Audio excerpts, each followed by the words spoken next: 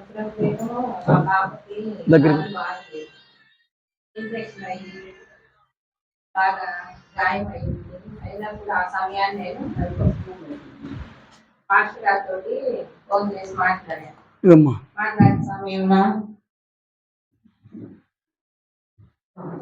అమ్మా నువ్వేం బాధపడద్దు అని అన్నారు.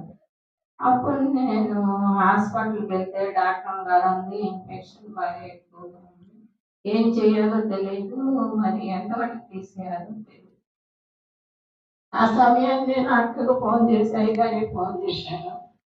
ఉదయం సాయంత్రం 2 రోజులు కాలు డ్రెస్సింగ్ చేస్తున్నారు. ఇక్కడ ఉన్న వాళ్ళందరికీ కూడా ఫోటో తీసుకొచ్చి చూపించాను. గాయం ఆశ్చర్యపోయారు. 3 రోజులు ఉదయం సాయంత్రం కాలు కడిగి కట్టు కడుతున్నారు. అయితే 3 రోజుల్లోనే మరుసటి రోజు అయ్యగారు వచ్చి ప్రార్థన చేశారు. మా అల్లుడు ఉన్నాడేమో అనుకుంటాడేమో భయపడతా నేను నా పిల్లకంటే ఎక్కువ అని చెప్పి నేను అయ్యగారిని పిలిపించాను. వచ్చి ప్రార్థన చేసి అయ్యగారి ఇంటికి వచ్చేసారు. ఈ 3 రోజులు 2 పూట్ల 6 కట్లు కట్టారు. ఆ రోజు నుంచి మనం వండుకోవడానికి మాంసం కనుక ఎలా కడుక్కుంటామో అలా కడిగేసినట్టుగా కాలు అయిపోయింది. కాలు కట్టు కూడా కట్టడంలో ఊరక డ్రెస్సింగ్ చేసి వెళ్ళిపోతున్నారు. ఇంకా ఇంత ఆశ్చర్యకరంగా కాలు చూడు తేమ కూడా ఏం రావట్లేదమ్మా, ఇన్ఫెక్షన్ తగ్గిపోయిందని డాక్టర్ గారు కూడా మెచ్చుకున్నారు. నేను పగలనగా రాత్రనగా ప్రార్థన చేస్తూ నా బిడ్డకు ప్రార్థన నేర్పుతూ కొన్ని మాటలు చెప్పుకుంటున్నాను. బయట ఉంటున్నాడు కదా అల్లుడు ఏమన్నా అంటాడేమో అని కొంచెం భయం వస్తుంది. నాకు భయం వచ్చినా కూడా దేవుని వైపే చూశాను. అయితే ఆ గాయం తగ్గింది. నేను ఈ సన్నిధికి వచ్చి సాక్ష్యం చెప్పాను. ఆ పరిస్థితిలో కూడా నా భర్త ఒక చంటి బిడ్డలా చూసుకోవాలి. అయినా నేను ఆ సమయంలో వాళ్ళ తల్లిగారి దగ్గర వదిలేసి వచ్చి ఎప్పుడు వస్తా అంటున్నాడు. కానీ ఏదో చూస్తూ ఉన్నాను. మధ్యలో ఒక రోజు వెళ్ళి చూసి అమ్మాయిని నేను తీసుకొని వెళ్తాను, నువ్వు మా అన్నయ్య దగ్గర ఉంటాను. నేను కూడా వస్తా, అమ్మాయిని కూడా మనమే తీసుకొని వెళ్దాం. సరేనని చెప్పి మా అన్నయ్య అన్నాడు, ఇద్దరిని చూడలేవు నువ్వు అన్నాడు.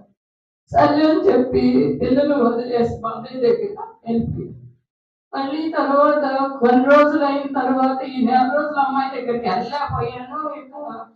జనవరి 13వ తేదీ మేము ఇక్కడి నుంచి వెళ్ళిపోయాం.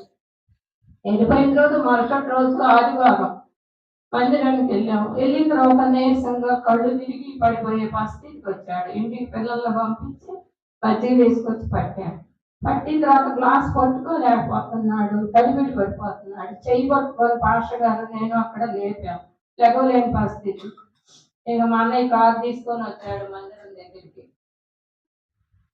ఆ కారులో ఎక్కించడానికి కూడా మా వల్ల కావట్లేదు. మెట్లు దిగాలన్నా ఒక చిన్న బాబు లాగా చేతులు కింద పెట్టి దిగుతున్నాడు. ఏం ఇలా జరిగిందని చెప్పి నేను ప్రేయర్ చేసుకొని ఇంటికి తీసుకొచ్చిన తర్వాత పిల్లలందరూ ఆ రోజు ఆదివారమైన షాపింగ్ చేసుకుంటానికి చీరాలు వెళ్ళారు.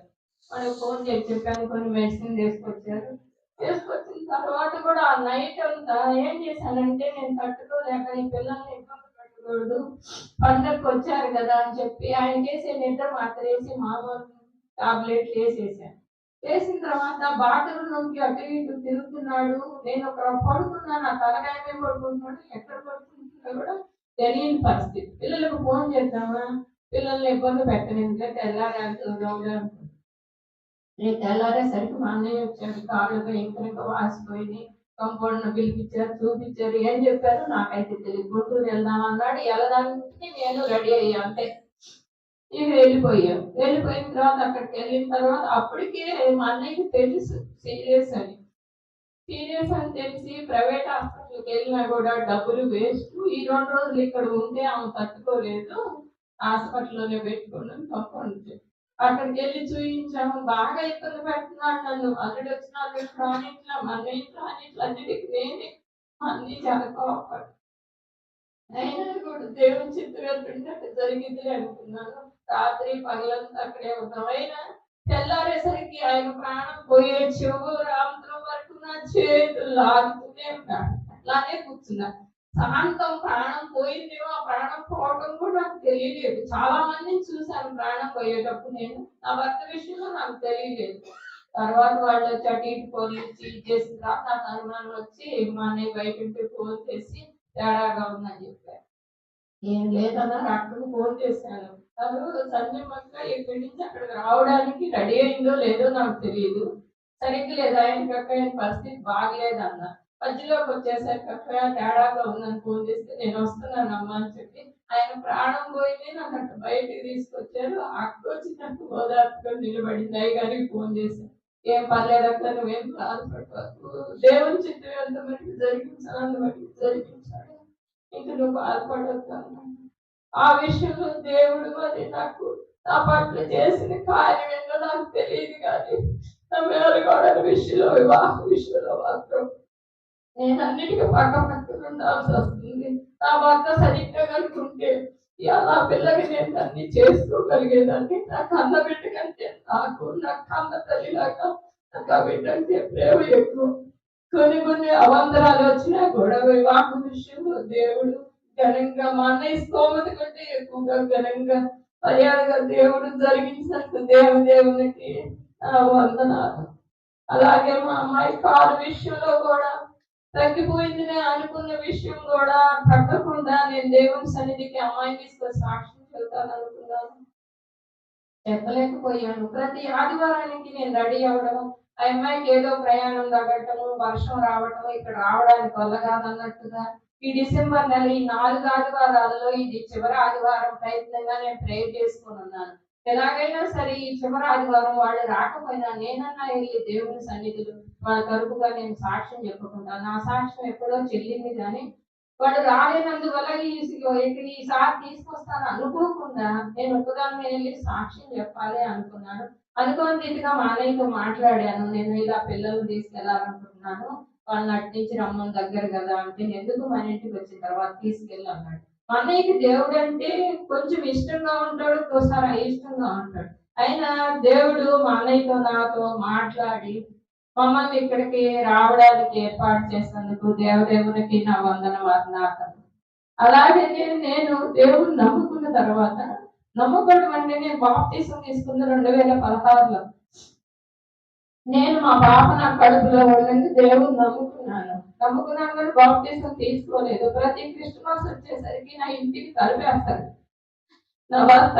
తన గుడికి వెళ్ళనిచ్చేవాడు కాదు. అయినా ఏదో సమయం చూసుకొని కట్టుబట్టలతో స్నానం చేయకుండా దేవుని సన్నిధికి ఈ 30 సంవత్సరాల్లో దాదాపు ఒక 10 సంవత్సరాలైనా నేను అలా సన్నిధికి వెళ్ళి ఉంటాను. అలాంటి అవకాశం నాకు ఇచ్చి అలా దేవుడు నా భర్తను కూడా మార్చడానికి, నేను బాప్తీసం తీసుకోవడానికి కూడా అన్ని రెడీ చేసుకొని వెళ్ళి కూడా మరి దేవుని చిత్తం లేదేమో కొనేరు దాకా వెళ్ళి పాల్బుద్ధి గారు వచ్చినప్పుడు ఆయన ఒకేళ్ళు వచ్చాడు, మేము వచ్చాము. అవకాశం లేక వచ్చాను. నేను తర్వాత ఎంతో పశ్చాత్తపడ్డాను. నా భర్త మరణించిన తర్వాత నా భర్త రక్షణలోకి రావాలి, నా కుటుంబం రక్షణలోకి రావాలి. ఇక్కడ తెలియనటువంటి వారు ఉన్నారు. రక్షణ అంటే ఏందో అనుకోవచ్చు. రక్షణ అంటే పరలోక రాజ్యము. ఇప్పుడు ఈ రాజ్యాల్లో మనం ఏది చేసినా ఏది చెందినా అన్ని దేవునికి తెలుస్తాయి. ఎవరి చోటలేదే మనం ఈ 4 గోడల మధ్య ఉన్నామని మనం అనుకుంటాం. అది కాదు. దేవుడు అంటే దేవుని ఆత్మీయంగా నమ్ముకొని దేవుని పట్ల మనము నిరీక్షణ కలిగి దేవుని ప్రేమ పొందుకొని మనము బాప్తీసం తీసుకొని దేవుని పక్షంగా మనము రక్షణ పొందిన వారమైతే మేలు జరుగుతుంది, కార్యాలన్నీ జరుగుతాయి అని చెప్పి నేను ఆశతోటి నా భర్తని నేనే కావాలని తొందరపడలేదు అని చెప్పి నేను ఎంతో పశ్చాత్తాపడ్డాను. అలా అనుకున్న సమయంలో కూడా అయ్యగారులందరూ ప్రార్థన చేసి కూడా మా ప్రతి విషయంలో నాది తప్పు అని ఒప్పుకునేవాడు. అన్న పరలోక రాజ్యమే చేరుంటాడని దేని కూడా నమ్ముతూ భావిస్తూ దేవుడు జరిగిన కార్యంలో మనకు బాధలు ఎన్నో ఉంటాయి, కానీ ఆ బాధను మనం గుర్తు చేసుకోకూడదని చెప్పి డిసెంబర్ 1వ వారంలో మా పాస్టర్ గారు నాకు వాక్యం చెప్పాడు. అంతవరకు నేను నా భర్త పెట్టిన బాధలు, నా సమస్యల కొరకు నేను అదే వేదన చెందుతూ నాకు 2 సంవత్సరాల 3 సంవత్సరాల దగ్గరగా నైటు పగలు నాకు నిద్ర ఉండేది కాదు. మరి నేను ఎలా జీవిస్తున్నానో నాకే తెలియదు. దేవుడు నా పక్షాన ఉండటం వల్ల నేను జీవించగలుగుతున్నాను. అలాంటి సమయంలో మా బాబు డిగ్రీ చదువుకునే సమయంలో కూడా ఆట ఆడుకుంటూ స్కూల్ దగ్గరికి వెళ్ళాడు. ఆ వెళ్ళిన సమయంలో ఆ క్రికెట్ ఆడుకుంటా బాల్ పడితే గబక్కన మెట్టు మీద ఉన్న బాల్ తీసుకోవడానికి వెళ్ళి లోతైన బావి, అది ఆ బావిలో పడిపోయాడు. ఆ బావిలో పడిపోతే నాకు ఎవరు చెప్పలేదు, మా బాబు కూడా చెప్పలేదు. లాస్ట్ ఎగ్జామ్స్ 3వ సంవత్సరం లాస్ట్ అయిపోయింది ఎగ్జామ్. అది ఏంటి పిల్లాడు మెత్తగా ఉన్నాడు అనుకున్నాక నేనేం అనలేదు. తర్వాత నేను ఇంటికి వచ్చిన తర్వాత ఒక అతను నన్ను పలకరించేవాడు కాదు, మాట్లాడు. ఆ వ్యక్తి అన్నాడు, అమ్మా నువ్వు ఈ రోజు ఎంత గొప్పదానివో, నీ బిడ్డలాగా చనిపోవాల్సింది ఇలా జరిగింది. బయట పిల్లలు వచ్చి మమ్మల్ని పిలుచుకొని వెళ్ళేసరికి బావిలో నుంచి పిల్లాడు బయటకు వచ్చాడు అన్నాడు. నేను ఇంటికి వచ్చి బాబుని అడుగుతుంటే ఆ దృశ్యం నాకు ఎత్తబాకని చెప్పని ఏడుస్తున్నాడు. ఏందమ్మా ఎలా జరిగిందంటే, ఏమో తెలియదమ్మా, నువ్వు నా జేబులో కాలాంటర్ పెట్టావు, అది పెట్టుకొని ఉన్నాను. నేను బావిలో ఆ బంతి తీసుకోవడానికి వెళ్ళాను, లోపల పోయాను, నన్ను ఎవరో బయటికి నెట్టినట్టుగా నేను పైకి వచ్చేసాను. అక్కడ వాళ్ళందరూ వచ్చేసరికి నేను బావిలో నుంచి బయటకు వచ్చాను అన్నాడు. అది మొట్టమొదటగా నా కుటుంబంలో దేవుడు చేసిన కార్యం. మళ్ళీ రెండవ కార్యము, కరోనా నుండి నా కుమారుణ్ణి రక్షించాడు. అది రెండవ కార్యం. మూడవ కార్యము, నా కోడలకి సంతానం లేకపోతే వైవిఎఫ్ ఏదో చేశారు ఒకసారి, నాకు తెలుసు, వరంగల్లో ఫెయిల్ అయిపోయింది. మళ్ళీ వరలక్ష్మి దగ్గర చిలకలూరుపేటలో ట్రీట్మెంట్ నాకు తెలియకుండా మా వాళ్ళు ఏప్రాలాడు జరిగించారు. వెళ్ళాను, పిల్లలు చూశాను, వచ్చాను. 3వ రోజు 4వ రోజుకి రియాక్షన్ వచ్చి పిల్లకి గుండె నీరు వచ్చి బాగా ఇబ్బందిగా ఉంది. అది 4వ కార్యం. ఇక్కడికి వచ్చిన సమయంలో జరిగింది.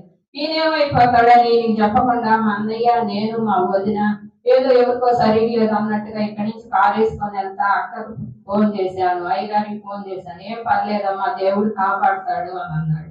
అలాగే మేము అక్కడికి వెళ్ళేసరికి బాగా సీరియస్ కండిషన్ లో ఇంటర్లేట్మెంట్ పెట్టారు అమ్మాయిని. 3 రోజులు డాక్టర్ ఏం చెప్పలేనన్నాడు. నేను ఇక్కడ అందరి చేత ప్రార్థన చేస్తున్నా, అక్క తెలిసిన వాళ్ళు అందరి చేత ప్రార్థన చేస్తున్నాను. అలాంటి సమయంలో మేము వెళ్ళిన తర్వాత అమ్మాయిని చూడటానికి ఒకసారి మాకు అవకాశం ఇచ్చారు. వాళ్ళు పర్వాలేదమ్మా అని చెప్పారు. 3 రోజులు అనుకున్నది ఒక 12 గంటల్లోనే దేవుడు నాకు సమాధానం ఇచ్చాడు. అది 4వ కార్యం చేశాడు. మా మేనగోడల వివాహం విషయంలో మాట్లాడడానికి ప్రయత్నం చేస్తున్నారు కానీ ముందుకు వచ్చి మాట్లాడినాడు ఎవరు లేరు. మా అన్నయ్య పరిస్థితులు అనుకోలేక వెనక్కి తగ్గుతున్నాడు. మళ్ళీ మళ్ళీ ఎందుకు చెబుతున్నాను అంటే, నేను ఒక్కదాన్నే నాకు ఎందుకు వచ్చిందో ఆలోచన, బయోడేటా చూసి అబ్బాయి నెంబర్ చూసి ఫోన్ చేశాను.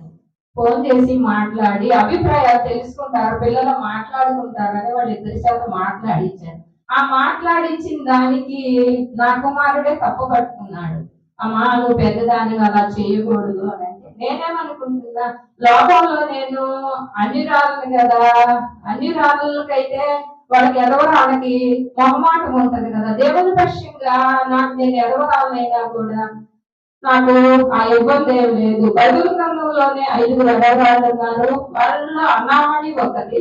అదే పేరు పెట్టుకున్న దాన్ని నేను, మరి దేవుడు నాకు ప్రేరేపణ కనిపించాడు అని చెప్పి నేను మాట్లాడించిన మరుసటి రోజు నాకు పశ్చాత్తాపం వచ్చి అయ్యగారితో మాట్లాడాను. అయ్యా నేను ఇలా చేశాను, మరి ఇది తప్ప రైటా?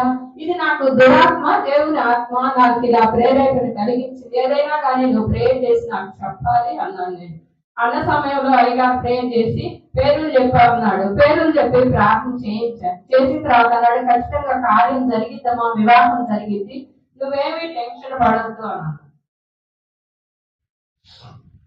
ఆ సమయంలో కూడా నేను అప్పటి నుంచి ప్రేయర్ చేస్తూ అమ్మాయితో మాట్లాడతా, అబ్బాయితో మాట్లాడతా. కొంచెం మా బాబు తప్పు పట్టుకున్నాడని కూడా సరే సారీ చెప్పి మా బాబుకమ్మ జరగాల్సిన కార్యం అంతా నువ్వే చూడాలి, పెద్దోడు అయినా చిన్నోడు అయిన కుటుంబానికి నువ్వేను, నేను అలా అని అనుకోలేదు. ఎట్లన్నా కానీ ఈ విషయం మాత్రం నువ్వు పెళ్లి విషయం గట్టిగా మామయ్యతో మాట్లాడాలి. మా అన్నయ్య ఏంది దూరం అయిపోయింది, ఒక పిల్లని కానీ అక్కడికి తీసుకెళ్ళేవాడు అని కొంచెం ఇబ్బందికరంగా ఉంటున్నాడు. మా అన్నయ్య మాట్లాడలేకపోతున్నాడు. నేను ప్రేయర్ చేసుకొని నా పిల్లాడిని ప్రోత్సాహం చేసి నా కోడలతోటి మాట్లాడించి ఇక మా అన్నయ్యని ఒప్పించుకున్నాము. ఒప్పించుకున్న తర్వాత కూడా పెళ్లికి లేట్ అయిపోతుంది, త్వరపడి చెయ్యాలని పట్టుదలతో నేను ప్రార్థన చేస్తా ఉన్నాను. నా ప్రార్థన దేవుడు ఆలకించాడు. ఒంటరి వారి ప్రార్థన ఆలకిస్తానన్నాడు, ఎదురాల పక్షంగా ఉంటా అన్నాడు. ఇందులో దేవుణ్ణి ఇక్కడ కూర్చున్న వాళ్ళందరిలో కూడా కొందరు గుర్తెలుకుంటారు, ఎడక చూడడానికి వచ్చిన కూడా చాలా మంది ఉంటారు. అందుకని ఎప్పుడైనా దేవుడు నమ్మకస్తుడు, దేవుని పట్ల ఆవగించంత విశ్వాసం ఉన్నా కూడా చాలు, నా పట్ల చాలా కార్యాలు చేశాడు, ఇంకా చేయాల్సిన కార్యాలు ఏంటంటే నా బాబుకి ఒక బాబునిస్తే యెహోవా బహుమానం నా కుటుంబానికి చెందాలని ఆ ఒక ఆశతో నేను ప్రార్థన చేస్తున్నా. మీ వ్యక్తిగత ప్రార్థనలో మీరందరూ కూడా నా కొరకు, నా కుటుంబం కొరకు ప్రార్థన చేయాలని మీ అందరికీ నా మనవి చేస్తున్నాను. ఈ సాక్ష్యం దీవించుడుగా దేవుడు.